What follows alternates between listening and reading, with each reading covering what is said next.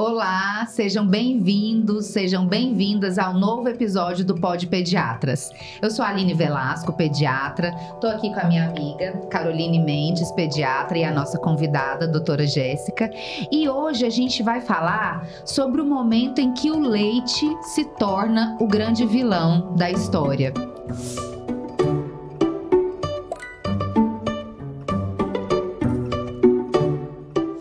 Quando as famílias são acometidas pela APLV, que é a alergia da proteína do leite de vaca, a gente sabe que surge muita aflição em torno desse assunto, muitas preocupações, muitas dúvidas. Os pais, as mães ficam inseguros e muitas das vezes a orientação não totalmente fidedigna, não totalmente científica, pode acabar confundindo essas famílias em relação ao diagnóstico e ao tratamento. Então, foi por isso que a gente trouxe aqui hoje uma especialista em gastropediatria, a doutora Jéssica Alves, e ela vai se apresentar para vocês. Olá, meu nome é Jéssica, é um prazer estar aqui, né? Eu sou gastropediatra e hepatologista. Fiz residência de pediatria e de gastropediatria, sou formada pela Unesp de Botucatu e lá eu fiz toda a minha formação. É um prazer estar aqui com vocês, conversando sobre uma coisa tão importante, tão frequente, né, nas vidas de tantas famílias aí. Prazer é todo nosso, Jéssica. E para começar, a gente quer saber de você o que é, e as mamães, os papais que estão nos assistindo, o que é a PLV? A PLV é a sigla, né, que a gente usa para alergia à proteína do leite de vaca. Então, muitos falam APLV, mas a APLV é um nome grandão, genérico. E aí, a gente tem que trazer algumas coisas aqui para as famílias entenderem o que é uma alergia, porque dá muito a sensação de que todo mundo sabe o que é uma alergia, mas a alergia não é eu tomei o leite e o meu menino passou mal, sentiu mal, então isso é alergia. Alergia é uma reação indiscriminada, né? É uma reação que acontece após a ingestão de que nesse nosso caso, um alimento, e ela é descontrolada, ou seja, o corpo reage de forma descontrolada a uma substância e tem que ser replicável. Ou seja, toda vez que eu dou aquele alimento, a criança replica do mesmo jeito o sintoma. Então, a APLV é isso. Dentro da APLV, a gente ainda consegue subdividir ela. Então, você pensa que a APLV é um grande guarda-chuva, e aí eu tenho os bracinhos ali, as arestas do meu guarda-chuva. E eu ainda tenho as reações IgE-mediada, não IgE-mediada e mistas. E aí, o importante da gente separar isso aqui, apesar de ser muito técnico, né? São termos muito técnicos que eu tô falando aqui. Às vezes a família fala, mas do que isso me interessa? Isso interessa para entender que tem vários braços. Eu tenho várias formas de APLV, várias formas de comportar, várias formas de se apresentar e gravidades diferentes. Então, não é porque o seu filho, um belo dia, teve contato com a proteína do leite, e aí aqui pode ser leite integral, fórmula, leite materno, traço, alimento, e não passou bem, e aí aqui a gente vai conversar o que é não passar bem, que ele tem alergia à proteína do leite de vaca. A alergia é essa reação replicável, essa reação descontrolada do sistema imune e replicável. E aí dentro disso a gente vai tentar entender em que quadradinho a criança se encaixa ali do braço do guarda-chuva para tentar entender como ela vai comportar. Então, não é tudo a mesma coisa. Às vezes, até os colegas, assim, falam, mas aquela criança é a PLV. Então, você precisa me falar o nome e o sobrenome. Ela é a PLV do padrão IgE-mediado. Ela é a PLV do tipo proctocolite. Ela é a PLV do tipo dermatite urticariforme. Porque isso muda completamente a forma que a gente conduz, entende, trata e principalmente o que esperar depois dessa criança. A gente vê então aquelas dificuldades das mães. O bebê tem muita cólica, o bebê chora demais, as fezes são estranhas. É ou não é a PLV? Por que o diagnóstico de APLV, às vezes, é tão desafiador até mesmo para os profissionais de saúde? E quais são os principais critérios clínicos para a gente poder fazer esse diagnóstico sem confusão? O diagnóstico de APLV ele é difícil, principalmente porque o padrão ouro do diagnóstico, ou seja, a melhor forma de fazer o diagnóstico é através do TPO. E aqui o TPO, né, é a provocação oral, é o teste de provocação oral. Então, como que eu fecho o diagnóstico de APLV? Eu tenho que tirar a proteína do leite de vaca, e aqui a gente está falando de alergia alimentar não como um todo, né? Eu já tô falando do bracinho leite de vaca aqui. Então, a alergia alimentar, menina, é um mundo. Em algum momento, se a gente quiser, a gente fala dela. Mas eu tô falando da proteína do leite de vaca. Eu tenho que tirar ela. E aí, a forma de retirar depende da idade, da forma que a criança é alimentada, do peso. Isso são coisas muito específicas. E a criança tem que melhorar completamente. Então, eu fui lá... tirei a proteína do leite da dieta da mãe, ou troquei a fórmula, ou mudei a alimentação da criança. Eu espero um tempo determinado, que geralmente não passa ali entre 8 semanas, entre 2 e 6, no máximo 8 semanas. E essa criança tem que fazer o quê? Ela melhora. Ela melhora completamente. E aí, depois desse tempo, o seu gastropediatra ou alergista reavalia e ele decide reintroduzir. E o que essa criança tem que fazer? Replicar. Lembra que eu falei que tem que ser replicado? Esse padrão, parece que você está vendo o mesmo filme de novo. E aí que mora o problema. Principalmente na cólica, por exemplo. Porque a cólica, a manifestação inicial dela é o choro. Geralmente, as famílias e a gente tende a falar, é dor na barriga. Mas quando você vai estudar cólica, você vê que as pessoas que estudam cólicas nem sabem falar se é dor na barriga. A gente sabe que é um choro inconsolável, que pode durar 3 ou mais horas. Na definição nova, já não fala mais do tempo. Pode ter vários dias, poucos dias. Geralmente, começa no final da tarde, começo da noite. A criança fica vermelha e, do mesmo jeito que vem, vai embora. Então, esse é o X da questão. E uma criança, ela chora por N motivos. Sim. Ela pode chorar porque ela quer se comunicar. Ela pode chorar porque ela tá com dor. Ela pode chorar porque ela tá com fome.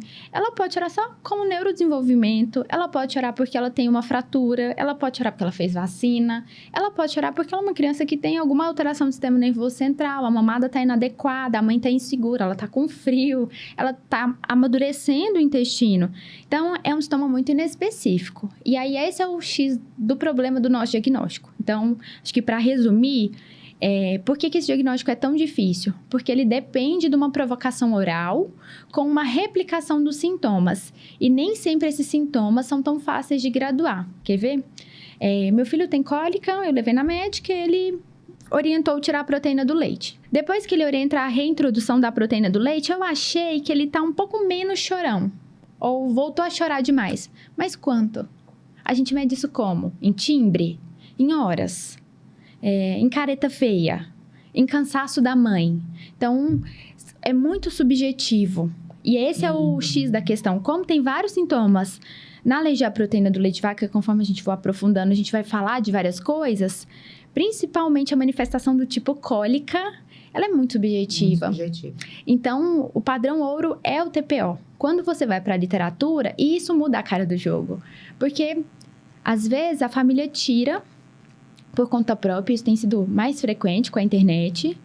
E aí, ela reintroduz, depois de um tempo ali. Aí ela tirou, a criança melhorou, aí ela reintroduz. Aí, naquele dia, o menino tá com mais gases. E aí, é TPO positivo ou não? Então, a melhor forma de fazer o diagnóstico é tirar, melhorar, reintroduzir, piorar. Ponto. Mas você tem que fazer isso acompanhado.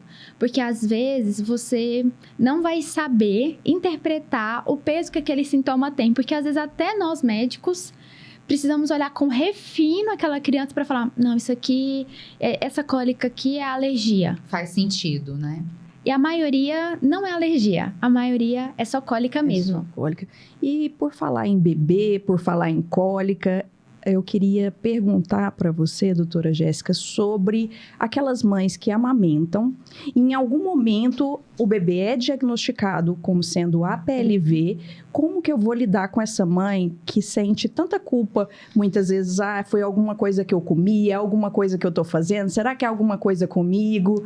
Nos ajuda aí a orientar essas mamães. É assim, eu vou trazer um estudo que eu gosto muito, não é um estudo recente, é um artigo. Ele faz uma coorte, assim, de famílias, né, de mães. Coorte é quando você pega uma quantidade ali de mães, vamos falar assim. Comparando a qualidade de vida delas antes e depois do diagnóstico. Se melhorava a qualidade de vida das famílias, dá o diagnóstico de APLV. E, surpreendentemente, não melhora. Ou seja, a vida dela antes do diagnóstico é ruim. Isso é importantíssimo, né? Porque ela tá tensa, ela tá nervosa, ela tá com uma criança que tem, querendo ou não, uma patologia, uma doença. E depois que você dá o diagnóstico, que você dá o nome, sobrenome, endereço e fala, segue esse caminho aqui, ela ainda continua nervosa, ela ainda continua tensa, ela ainda continua insegura. Por quê? Porque hoje a principal conduta de tratamento é tirar a proteína do leite de vaca e substituir, se necessário, caso a caso. Só que isso não impede que a criança tenha exposição acidental, que a criança pegue do coleguinha. Então, falando assim, de uma forma geral, o que eu posso falar para essas mães é que, assim, esse sentimento é comum. É comum da mãe em si só, vocês sabem melhor do que eu, a insegurança, a hipervigilância, né? Toda mãe ali, que mãe que não acorda de noite ali no primeiro mês para ver se a criança tá respirando. Nossa, meu menino dormiu demais, será que tá vivo? E a outra coisa é assim, o que eu posso falar é, a alergia à proteína do leite de vaca vem de alguma coisa que você comeu, né? Ela vem da proteína do leite de vaca, mas não significa que você é culpada. Entende? A forma de é uma alergia alimentar. A forma de alimentar o bebê é amamentando. E tem que lembrar que ela é multifatorial. Ou seja, não é só você, mãe, que está causando esse problema. Você tem a genética desse bebê. E essa genética é constituída pelo pai, pela mãe e por toda uma história familiar. Então, o vô tem rinite, a mãe tem asma, o fulano teve alergia, o outro pai tem alergia na pele. Pelo que essa criança passou, ele foi prematuro, ele precisou tomar leite lá no berçário, a mãe tem cirurgia na mama e o leite não desceu, ele tomou antibiótico. Então, o amamentar com passar a proteína é só a via final do problema. Todas as mães amamentam e passam a proteína do leite de vaca via o leite materno. E isso é um mecanismo importantíssimo para amadurecer o sistema imune da criança. Ou seja, você vai ensinando ele aos pouquinhos, de uma forma gentil, que a proteína do leite de vaca não é um agressor, ela vai fazer parte da vida da criança. Aí a pessoa pode falar assim, mas o meu filho não vai tomar leite de vaca. Aqui em casa nós vamos ser veganos, mas ele vai ser exposto ao leite de vaca em algum momento. Seja um traço, seja um cosmético, seja... Foi lavar uma colher, alguém passou na pele dele, ele foi na escola. Então, assim, em algum momento, em pequena ou grande quantidade, você vai ser exposto à proteína do leite. Mesmo que você não tome um copão de leite. Então, a mensagem que eu acho que eu tenho que deixar para as mães é assim... Você é só a via final do problema, porque você aleita essa criança. Mas olha que interessante, você também pode ser a solução. Porque você é a via final. Então, se a gente vai tratar a PLV nesses pequenininhos, geralmente a terapêutica é mexer na dieta da mãe. Então, ela também pode ajudar. Mas uma coisa que eu tenho que falar, né? Não significa que isso vai ser fácil. Porque você pode ter escape, você tem quadros mais graves. Então, a mãe aqui, ela precisa se ver como um meio. Ela é um meio de auxílio da criança, um meio de nutrição da criança, mas ela não é culpada. Colocar a culpa em cima de uma pessoa, nesse caso, é muito injusto. Exato. Porque é multifatorial, entende? Se eu trocasse essa mãe, vamos supor assim, eu tenho a mesma criança e trocasse a mãe, vamos supor que eu posso fazer isso. Talvez ela continuaria sendo alérgica do mesmo jeito, porque não é só a mãe que contribui, eu tenho o contexto daquela criança todinha. Então, eu entendo que vocês sentem culpa, é inerente.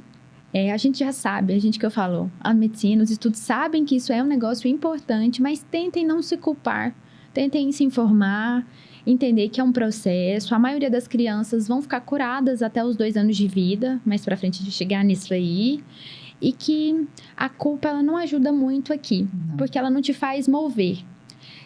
O que eu posso deixar, que eu acho que faz muita diferença na alergia à proteína do leite de vaca, é cercar de bons profissionais.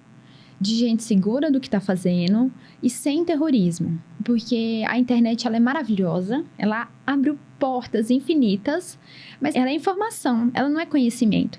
Então, de repente, você lê assim no Instagram, porque é ali nesses fóruns, é onde as mães pesquisam demais, e tem mães, meu Deus, que elas ficam... Elas leem tudo, de tudo. É assustador. Assustador. Você encontra na internet. Quando você for buscar a PLV, é assustador. E aí, de repente, todo mundo tem a mesma graduação de APLV. Sim. Todo mundo é muito grave, todo mundo reage a traço, todo mundo faz anafilaxia. Opa, peraí. Não é assim. Não é todo mundo que é igual. A mãe de vocês falava isso, a minha também falava, né? Você não é todo mundo, minha filha. É. Existe toda uma ciência, né? E é isso, né? Tem que individualizar cada caso ali com a ajuda do profissional para poder conduzir. Eu acho que é isso, assim. Se eu pudesse falar pra mãe, substitua a sua culpa por uma boa rede de apoio. De informação. De informação segura, confiável e sem terrorismo. E por bons profissionais. E aqui eu não tô falando só do médico. Eu tô falando da nutricionista, eu tô falando da consultora de amamentação, eu tô falando do pediatra. Porque quando a mãe tá insegura, qualquer coisa que foge, que desalinha o coral, parece que fomenta mais a insegurança dela. E não é infrequente você ver no consultório mães que vão pra terapia mesmo. Não só por causa do puerpério, que a gente já tá no momento crítico da mulher e da mulher mãe, né? Que virou mãe. Mas aí você junta, né? Aquele bebê que era pra ser perfeito, lindo, maravilhoso. Ele já é dificultoso, porque ele é um chorão, a fralda não tá lá, essas coisas. Você faz xixi toda hora. Eu não consigo deixar ele no berço, o berço tem espinho. E aí ainda vem a PLV, que me dá um trabalhão quando o diagnóstico tá certo. E ainda tem aquelas que nem o diagnóstico adequado tem, ou seja, elas param de comer tudo. Então você tá puérpera, sem dormir, sem comer, com medo, ainda cuidando de uma criança que dá um trabalhão. Quem teve um recém-nascido sabe. É trabalho 24/7, assim. É escala, o pessoal falando como é que é da escala 6/1, é escala 7/7. Não acaba. Então, de tudo isso, cerquem-se de profissionais, não só de informação. Porque, às vezes, o que você acha que é informação segura, na verdade, é uma informação muito alarmista. E o contrário também é verdadeiro. Às vezes, a criança é uma criança mais grave, ela precisa de uma abordagem mais robusta, com caneta de adrenalina, essas coisas bem graves, e as pessoas não conseguem, subestimam. Então, você precisa de alguém que fala, olha, o seu filho é assim, e a gente vai por esse caminho. E se não der certo, a gente vai recalcular a rota. E eu tô aqui pra você. Eu acho que, mais do que qualquer dica, conselho, teoria que eu trouxer aqui, eu acho que é isso. A mãe precisa ter uma fonte segura para ela beber. Onde aquela fonte fala o que é adequado na hora adequada. Então, seu filho é grave, olha, seu filho é grave, a gente faz isso, isso, isso. Não, o seu não é tão grave, ele vai se comportar provavelmente assim, a gente faz isso, isso, isso. Porque são muitas vozes. E isso cansa. Quando chega, então, aquela fase da introdução alimentar, porque enquanto tá ali dependendo só da mãe, às vezes do aleitamento, ou do aleitamento por fórmula, que você consegue manter a criança naquela fórmula apropriada, ainda você tem um certo controle. Mas quando chega na introdução alimentar, que você tem aquela dificuldade de lidar com os cuidadores, de lidar com o ambiente que a criança vai estar convivendo, aí é escola, creche, igual você falou, troca, a criança, um pega o lanchinho do outro, e às vezes não dá para supervisionar tudo isso. O preparo desse alimento, a pessoa entender o que é uma contaminação cruzada, o que pode interferir, porque às vezes as pessoas não conseguem compreender que a alergia não é dose dependente, não é só se comer muito. Então, como que a gente pode ajudar essas famílias nessa hora ali da introdução alimentar? Como a família se organizar para esse momento? Porque veio aleitando, veio amamentando, ou por fórmula ou por leite materno. E agora nós vamos introduzir a alimentação. Você falou uma coisa muito interessante, que é um conceito que tem mudado, que é muito interessante. Você falou assim, alergia não é dose dependente. Agora é. Olha que interessante. Antigamente que eu tô falando, 2018, tá? Eu tô falando assim, daqui, né? A gente falava assim, ó, alergia alimentar é qualidade dependente. Tem ou não tem, certo? Hoje a gente sabe que ela é os dois. Ela é qualidade e dose. Principalmente o tipo IgE mediado, que é um outro braço, anafilaxia, esse outro braço que tende a ser um pouco mais florido, vou falar assim, né? Ele também é dose. Então, olha o balaio de gato que nós estamos falando. O IgE mediado, para as pessoas entenderem, é aquela que vai ter manifestações mais graves, que talvez você vai precisar de intervir mais imediatamente. Isso. E mais imediatas. Ou seja, ela vai acontecer ali nas 2 primeiras horas, assim. A não IgE, ela é uma reação que acontece depois de 2 horas. Não é que ela não é mais grave, mas ela acontece de forma mais insidiosa, mais lenta. Então, é aquele menino que tem diarreia, que desidrata, que vomita, que fica fica desnutrido, mas não é aquele menino que você fala assim, nossa, eu dei o leite, meu menino tá gravemente doente, meu Deus do céu, vamos pro hospital correndo. Tá fechando a glote, né, que o pessoal fala. Então, tem isso. Mas isso é muito interessante, porque antes a gente falava assim, não, tem que tirar tudo, não pode ter o traço. Depende. Na manifestação, por exemplo, a proctocolite, às vezes a criança tolera traço. Então, até isso tem mudado. Mas eu acho que para eu conseguir responder a pergunta, é assim, quando vai começar a introdução alimentar, uma coisa que é importante é a família confiar no diagnóstico. E quem que eu quero dizer a família? A mãe, o pai, os avós, os cuidadores da criança, o pessoal que tem contato. Não é infrequente, a criança quando ela começa a comer, isso é instintivo, né, evolutivo, ela faz atos que mostram que ela está pronta, mas esses atos interagem com o cuidador. Você abre a boca, ele abre a boca. Você leva a comida na boca, ele leva com você. E ele fica te olhando, né? Ele te encara. Pra quê? Pra você, como cuidador, dar comida pra ele, né? O ser humano é um animal inteligentíssimo, né? Racional, mas tem comportamentos inteligentíssimos. E isso persuade as pessoas a quererem dar comida para um bebê. Quem faz consultório, sabe? Vai dando ali 4 meses e meio, 5 meses, menina, é um aperto pra segurar sem dar comida. Não, mas ele quer. Ele puxa a colher. Ele tá me olhando. Ele abre a boca. E ele tá mesmo. Por quê? Porque ele tá se preparando pra comer. Não significa que ele tá pronto, mas ele faz isso pra que lá, quando ele tiver 6 meses, o cuidador dele fala, opa, peraí, esse menino tem que comer. Porque senão você vai, né, sai o limite. Isso é um problema. Porque aí a família fala assim, e aqui eu vou trazer a figura dos avós, porque geralmente é quem mais cede fácil, assim. Só um pouquinho, não faz mal. Só aquele bolo do aniversário. Ele tá com tanta vontade. Olha a carinha dele me olhando. Como é que é? Em São Paulo eu aprendi, eu sou goiana, né? Mas morei um tempo fora e voltei. Quando eu fui pra lá, eles falavam lombrigar. Eu nunca tinha ouvido essa expressão aqui. Eu não sei se existe aqui. Eu acho que existe. Eu que não conhecia. Ele vai lombrigar. O que é lombrigar? É ter febre porque quer comer um negócio. É tanta vontade. Ele passa mal. Ele vai lombrigar. E no outro dia o menino, sei lá, uns 2 dias, pegou uma gripe aí, viu? Lombrigou.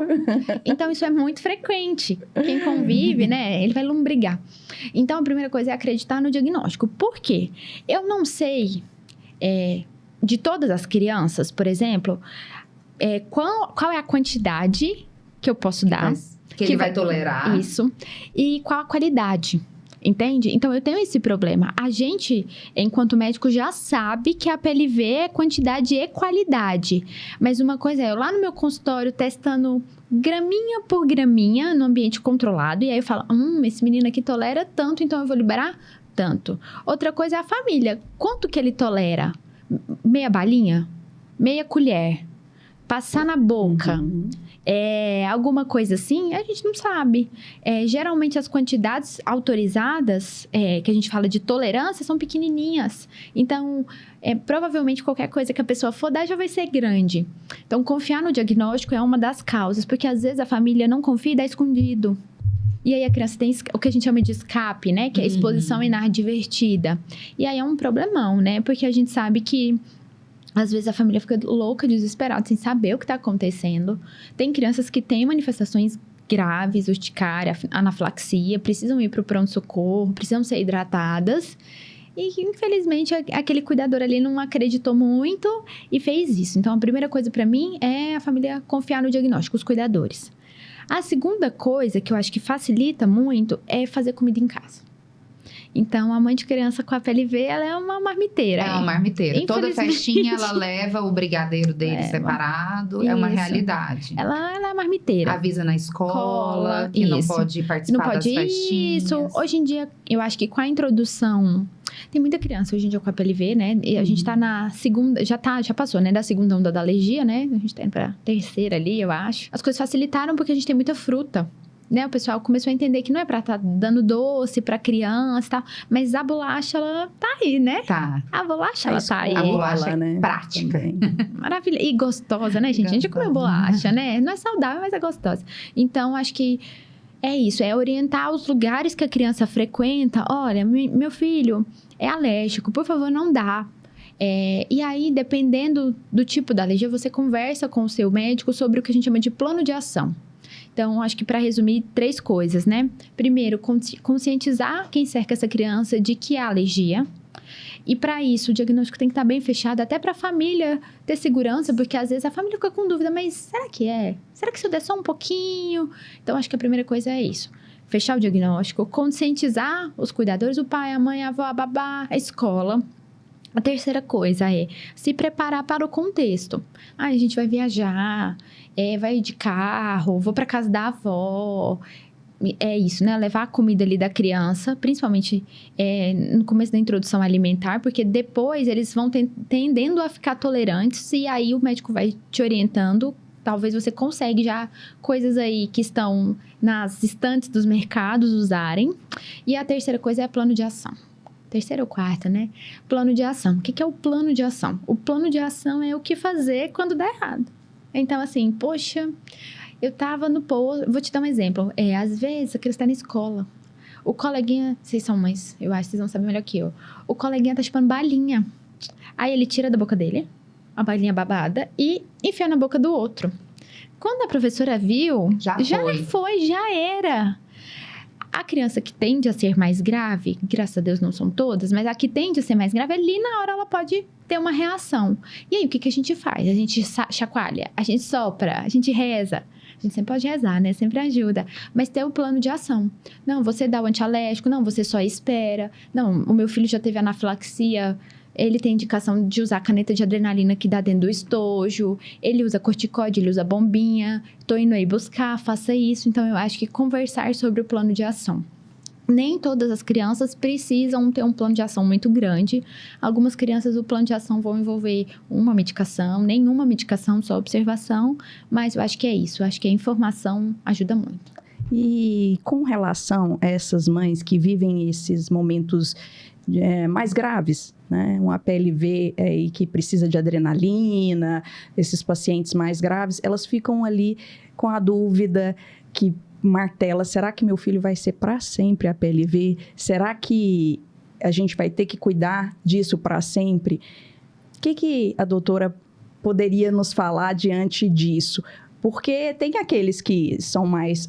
as manifestações são mais sutis. Sim. E esses outros pacientes que apresentam uma forma mais grave, normalmente são as mães mais ansiosas e mais atônitas por essa resposta. E olha que interessante, né? Às vezes a criança da manifestação não tão grave, ela tem uma manifestação muito florida, tipo sangue nas fezes, que é a proctocolite.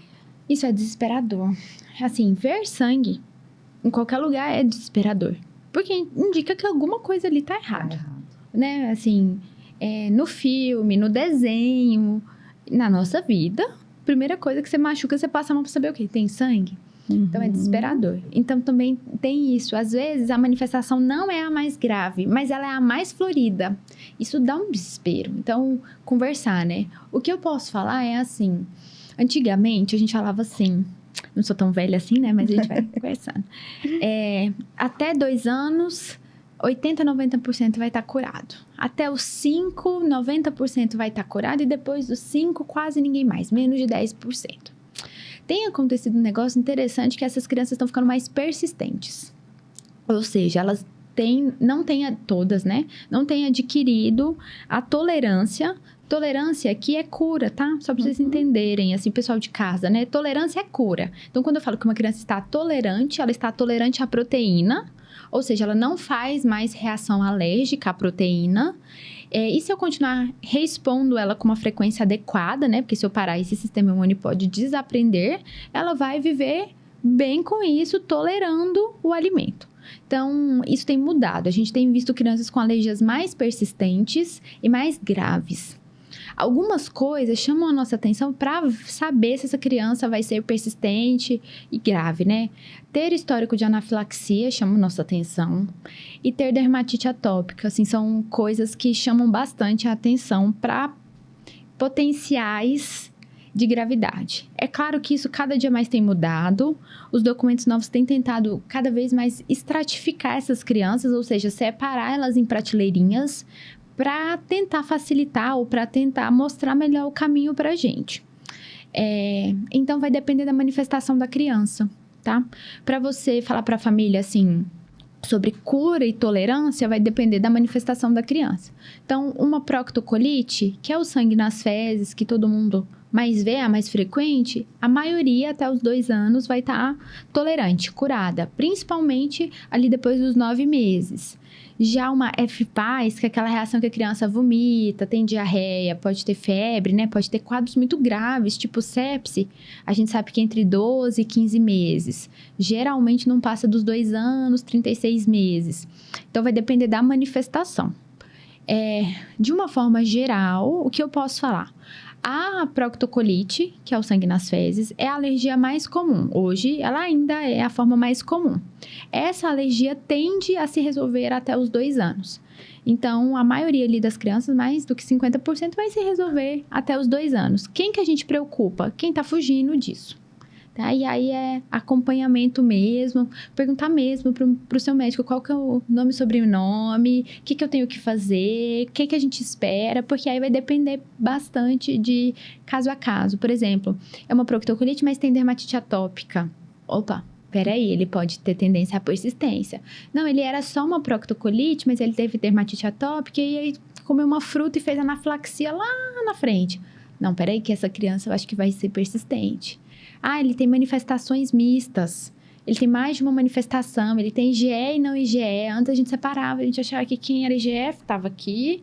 Quem era não IgE estava aqui. Quem era misto estava aqui no meio. Hoje a gente já está vendo diferente. O menino era uma proctocolite. Aí ele envelheceu. Ele tinha uma dermatite atópica. De repente, ele está fazendo a marcha atópica dele. Mas ele fez uma alergia oral. E você fala... Mas que baile é esse aqui que eu tô vivendo? É muito individualizado, né? E aquela coisa, né? O sistema imune... A primeira descrição de alergia alimentar é de 1902, se eu não me engano, é do austríaco. A gente tinha muito a ideia de que o sistema imune é uma coisa estática, sabe? Assim, como se as células não estivessem o tempo todo conversando, e elas estão. Então, hoje a gente entende que o negócio é muito mais dinâmico. Que, sabe quando você entra no metrô? Que tem gente entrando, gente saindo, gente mudando de linha. Isso está acontecendo o tempo todo. Então, tem que ver a manifestação. Foi muito, muito, muito esclarecedor, Jéssica. Eu achei que você trouxe de uma forma clara para as pessoas entenderem os riscos, a necessidade de estar alerta sem estar alarmado. Isso. E a necessidade de buscar profissionais que te tragam segurança. Justamente, a gente pode ter apoio nas redes, informação nas redes, mas é importante a gente ter um profissional que traga segurança, porque as mães se sentem muito vulneráveis.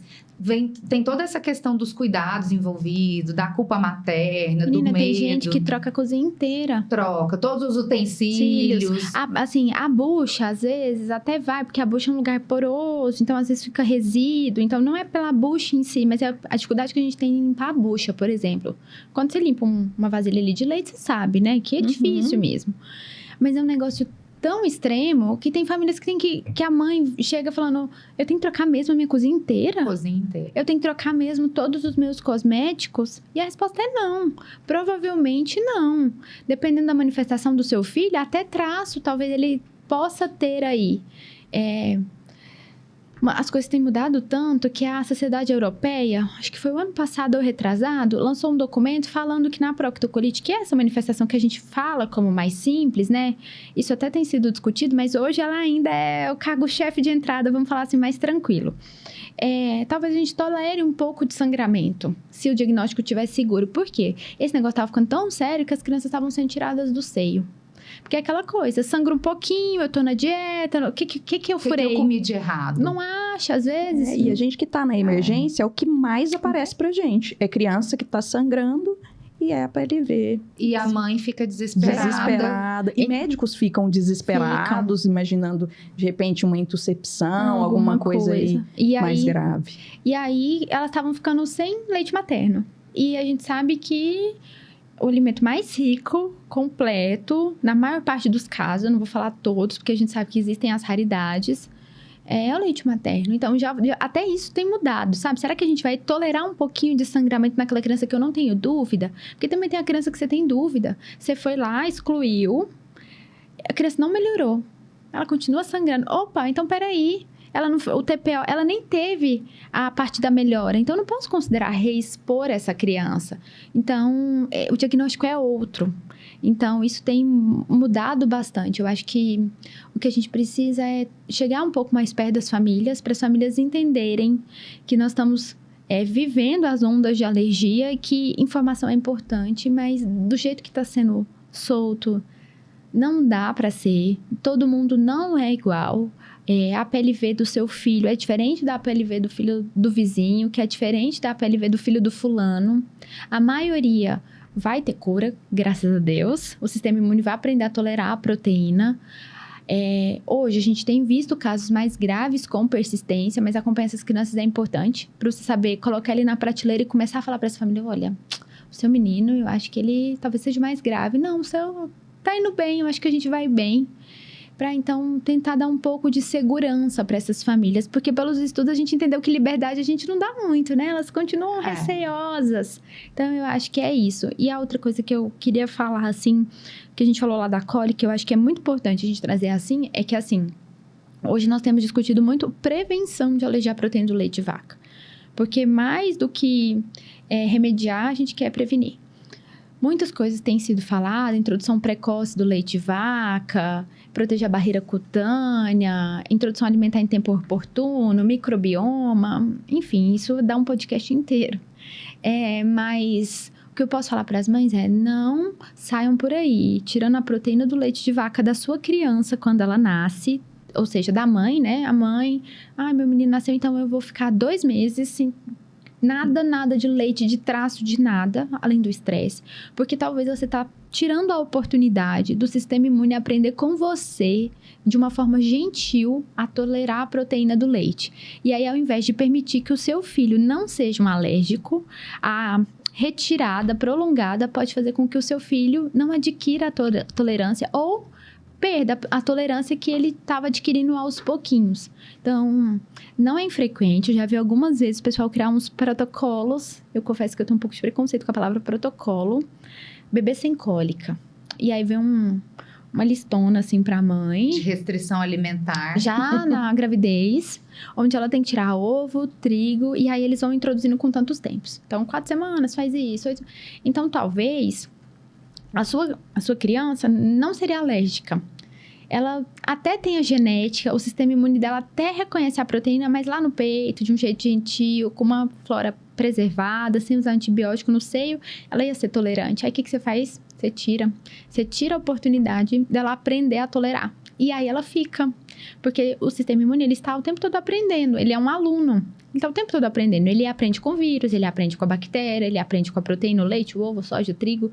Então, essa retirada... E aí, a mãe que já teve um filho alérgico, ela tem muito medo, com razão, porque ela sabe o caminho que ela passou. Ela já pensa, já vou tirar logo. Porque, né, o outro foi tão difícil, é mesmo pai, mesmo genética... Mas talvez esse não. Talvez esse tenha outra manifestação. Talvez a manifestação seja menos grave. Então, evitar de expor a criança é também um erro, sabe? A internet, ela é maravilhosa, mas ela planifica as coisas. Eu acho que é isso. Não deixem o conhecimento, a informação planificar as crianças, né? Cada criança é um mundo, né? Eu falo muito isso, né? Cada criança é um mundo. A gente lê o livro... Mas o que a gente vê ali na nossa frente é um ser humano que está em pleno desenvolvimento. E aquilo é um mundo. Então, a internet tenta planificar demais essas famílias e essas condutas. E eu acho que esse não é o caminho. O melhor caminho hoje para alergia alimentar é individualizar. A que nível? Ao melhor nível que a gente puder, a ponto de eu poder saber o plano de ação do seu filho, saber o que ele já teve, poder te orientar e falar, olha, eu acho que mais ou menos aqui ele tolera. E aí a gente faz um TPO, uma provocação oral, ou de tolerância ou de diagnóstico, né? Tem essa diferença também. E ali a gente fez o diagnóstico ou permite a introdução da proteína com segurança. Mas, para as crianças que não toleram, o que a gente faz, né? Com quem não tolera? Chegou lá nos 2, meu menino ainda faz, sei lá, urticária com leite. A gente sabe que já tem protocolos, principalmente para o braço IgE. Para o não IgE já também tem, de dessensibilização. Então, a gente consegue, caso a caso, avaliando, ensinar com pequenas quantidades de leite. Aqui eu tô falando muito pequenas. 1 para 1 milhão, 1 para 100 mil, 10 mil. Esse sistema imune aos poucos. Mas essas crianças ainda... são a minoria. Elas têm aumentado.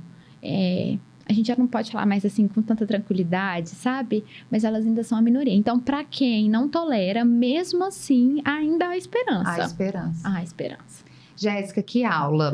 Que aula linda, que Muito. aprendizado pra gente como pediatra. Aula Muito de importante. milhões.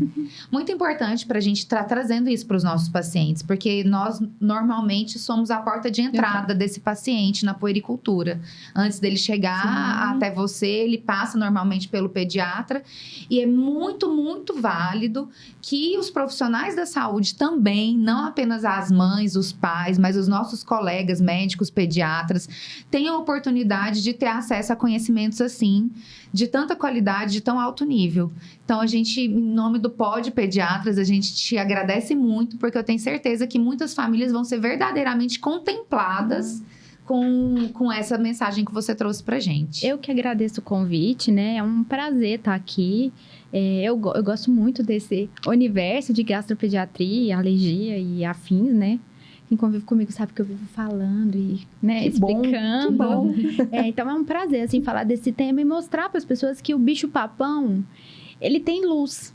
Ou seja, ele tá lá no canto, mas a gente consegue ligar a luz e enxergar ele para saber se ele é tão papão, se ele é grandão, ou se ele é um bicho-papinho, entendeu? Se ele é pequenininho.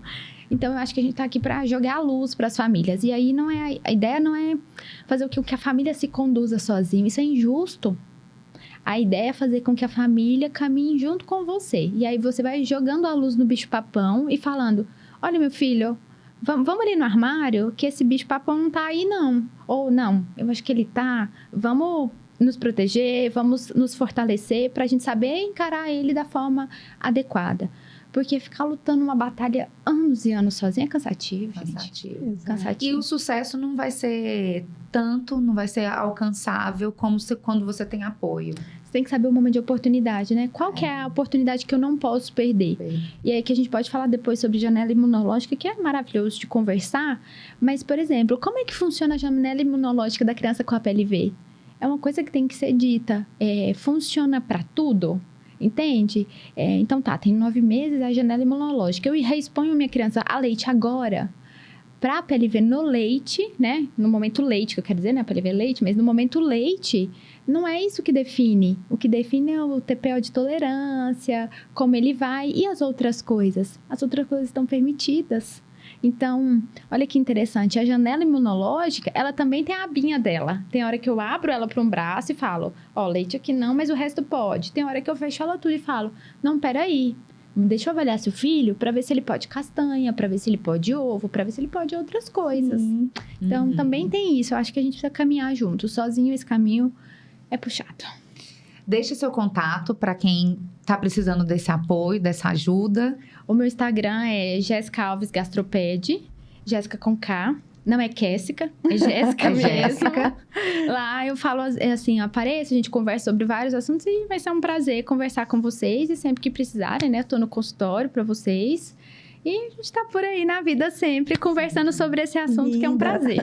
Obrigada, Imagina. viu? E para vocês que estão nos assistindo, esse foi mais um episódio do Pod Pediatras. A gente agradece por vocês estarem aqui. E para quem ainda não se inscreveu, aproveita e se inscreva no canal para ter acesso a todo esse conteúdo de qualidade. Até o próximo episódio. Até o próximo.